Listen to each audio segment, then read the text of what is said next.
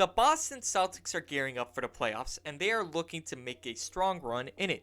Headed by Jaylen Brown and Jason Tatum, the Celtics seem deemed to be making a very good run down in the playoffs.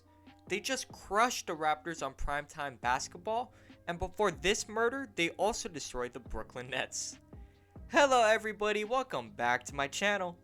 But if we look past this season and look forward to the next season, the Celtics have to solve their major issue on their roster, and I'm not talking about their center position. Now, I did make a video recently talking about the Celtics' somewhat lack of centers on this team, but despite the lack of height, the Celtics centers are in fact ranked 6th in the league in net ratings. If it was up to me, I wouldn't want to mess with this if I was Danny Ainge. As a result, what the Celtics really need to pay attention to is getting a quality backup point guard. When Kemba Walker comes off the court, the Celtics' ability to maintain the offense dips massively. On this Celtics roster, when Kemba Walker comes off the court, he was the biggest on-off court swing, and with all due respect to Brad Wanamaker, the Celtics' backup point guard, he just doesn't seem the type of guard to be able to back up Kemba. He just hasn't done much, to be completely honest. Marcus Smart is a quality guard, but seems to play more of a 2 guard rather than actually being a point guard and helping to set up and find open teammates.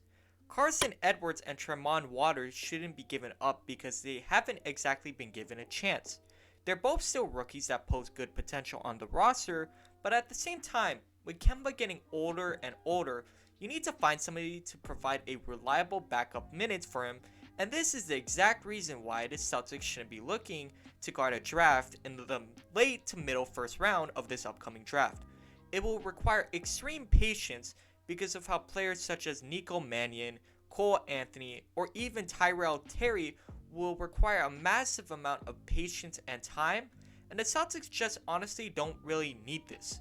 Enter in Real Madrid point guard Facundo Campazzo. This season, in the 28 EuroLeague games that he played, Campazzo averaged 9.9 points, 2.3 rebounds, and 7.1 assists per game on roughly 23 minutes. Campazzo also helped Real Madrid win the Copa del Rey title, which is basically like a domestic tournament with all the different clubs in different leagues in Spain. And in this tournament, he won MVP with averages of 13.6 points, 5 rebounds, and 10 assists per game. Now, one of the first things that Campazzo would be bringing for this Celtics squad is the ability to be able to facilitate the offense. Facundo is known around Europe to basically be a wizard with the ball. He can set up open teammates, he has an amazing vision, and has a very high basketball IQ to help run the offense. Another added benefit that comes with Campazzo is that he's very smart with handling the ball. What I mean here is that Campazzo has a very good turnover ratio.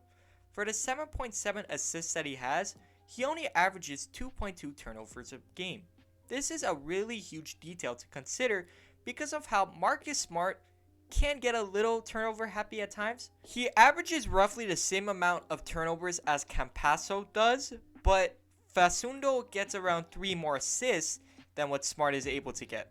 I'm not saying that Smart isn't good or important or anything like that. I just want to say that before anyone comments that. He is a vital part of the Celtics' success.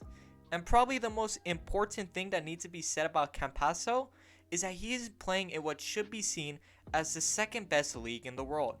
He isn't playing in China where hype prospects, Moutier, are able to go there and play well and then struggle in the NBA. He isn't playing in Australia or even France. The Spanish league has star players such as Nikola Mirotic, who recently just won club MVP for Barcelona, and the league has also produced star players, aka Luka Doncic. It also helps Facundo's case that he has Luka Doncic on his support when he was asked recently about Campazzo's chances in the NBA.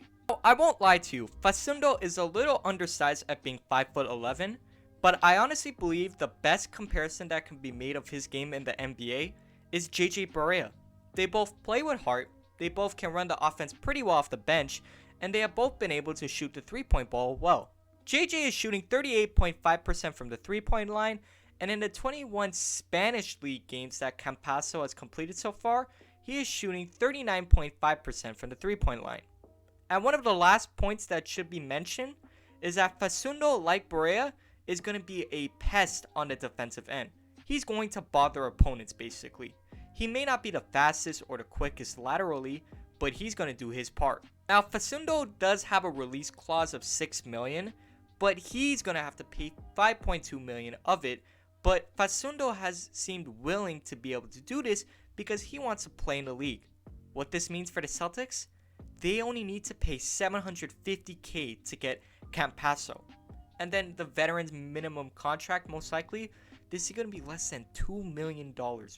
If that's the case, the Celtics should pounce on that opportunity. He'd provide them with a much needed presence off the bench for a relatively cheap price. If you guys liked the video, please leave a like. If you're new, join the crew. Why wouldn't you? Peace.